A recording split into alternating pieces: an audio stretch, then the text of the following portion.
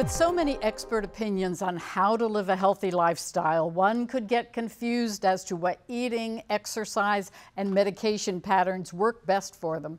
We have with us today Dr. Fabian Garcia, Medical Director, Primary Care Physician, and Internal Medicine Specialist with MedHealth Clinical. Thank you for joining us, Dr. Garcia. Gosh, everybody here in the studios at Orange TV, we all have medical questions for you today, but you know, you've really said that it's simple, it's easy, we don't have to really have a sickly lifestyle as we age. So what are the prime important things we can do?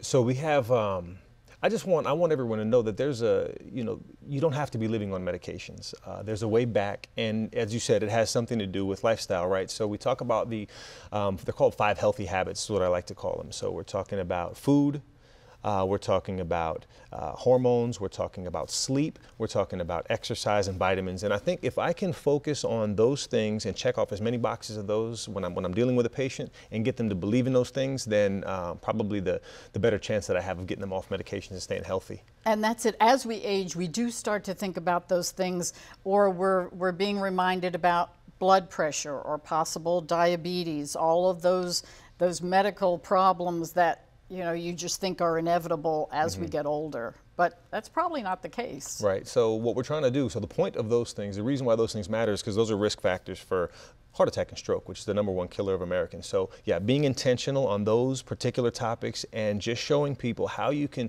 there's a million things that you can do to be able to improve your blood pressure that don't include lisinopril or losartan. There's other things that you can do to be able to get your sugar right that don't include metformin or insulin. So just getting that message out to people in Orlando and letting them know that there is a way, that's kind of my forte. That's your thing. So as people come to see you or at the clinic, are there a barrage of tests, or what happens when we come and make an appointment? Right. No, it's pretty simple and it's pretty standard. The blood work is kind of just a guide. It lets me know if things are really out of whack, but what I really like to focus on is just your daily habits.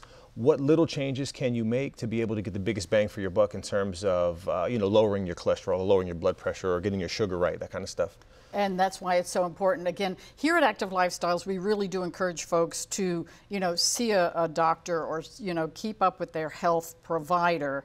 And kind of what makes your situation a little different? I think it is regarding those medications. Right. So I just think the paradigm in medicine right now is, we have 5 minutes. Here, take your tablet, your blood pressure's high, here's your lisinopril. Here, your sugar's high, here's your metformin. Without really any thought being given to explaining to the person why it is. You're giving me blood pressure medicine, but why is my blood pressure high? You're giving me sugar medication, but why is my sugar high? And really getting to that is getting to the etiology, is getting to the root of the problem. And I think that's what medicine's missing, and that's what I'm trying to really drive home to people.